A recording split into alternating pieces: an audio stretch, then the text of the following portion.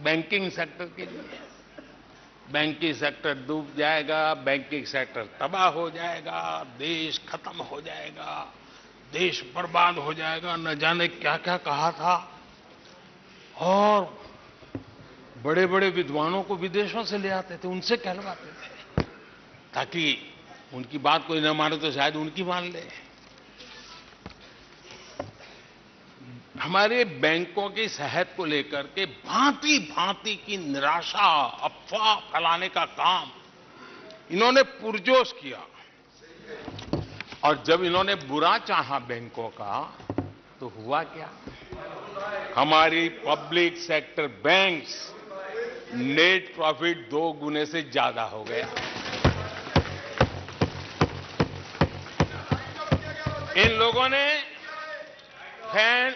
Phone banking घोटाले की बात, इसके कारण देश को एनपीए के गंभीर संकट में डुबो दिया था। बीते दिनों की बात हो रही है, लेकिन आज जो उन्होंने एनपीए का अंबर लगा के गए थे, उसको भी पार कर करके हम एक नई ताकत के साथ निकल चुके हैं। और आज सुबह निर्मला जी ने विस्तार से बताया है कि कितना प्रॉफिट हुआ है। दूसरा उदाहरण, हमारे डिफेंस के हेलीकॉप्टर बनाने वाली सरकारी कंपनी एचएएल, ये एचएएल को लेकर के कितनी भली बुरी बातें इन्होंने करी थी। क्या कुछ नहीं कहा गया था एचएएल के लिए, और इसका दुनिया पे बहुत नुकसान करने वाली भाषा का प्रयोग किया गया था। और एचएएल तबाह हो गया है, एचएएल खत्म हो गया है, भारत की डिफेंस इंडस्ट्री खत्म हो चुकी है। ऐसा न जाने क्या क्या कहा गया था एचएएल के लिए। इतना ही नहीं, जैसे आजकल खेतों में जाकर के वीडियो शूट होता है, मालूम है ना? हाँ? खेतों में जाकर के वीडियो शूट होता है, हाँ।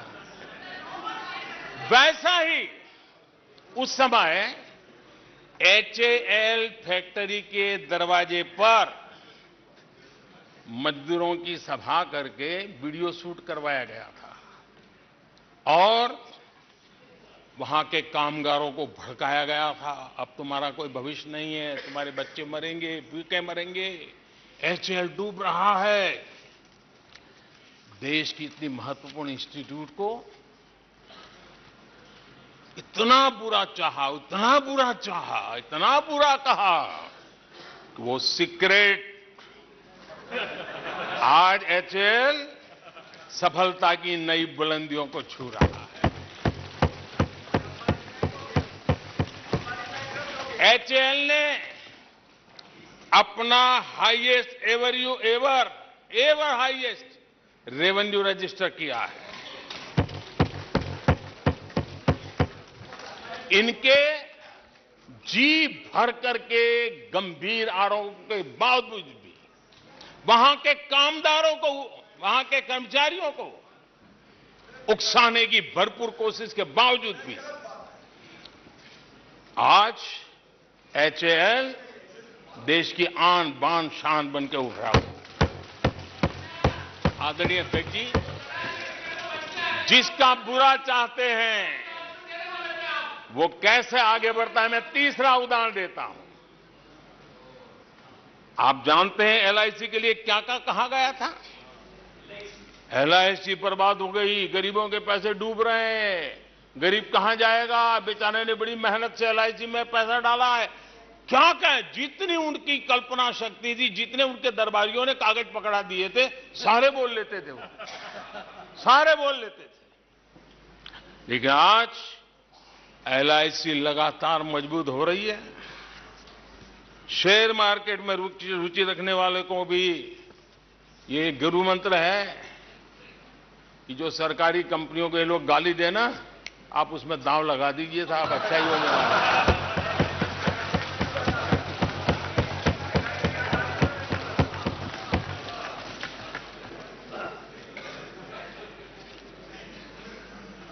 आदरणीय अध्यक्ष जी, ये लोग देश की जिन संस्थाओं की मृत्यु की घोषणा करते हैं, उन संस्थाओं का भाग्य चमक जाता है। और मुझे विश्वास है कि ये जैसे देश को कोसते हैं, लोकतंत्र को कोसते हैं, मेरा पक्का विश्वास है देश भी मजबूत होने वाला है, लोकतंत्र भी मजबूत होने वाला है, और हम तो होने ही वाले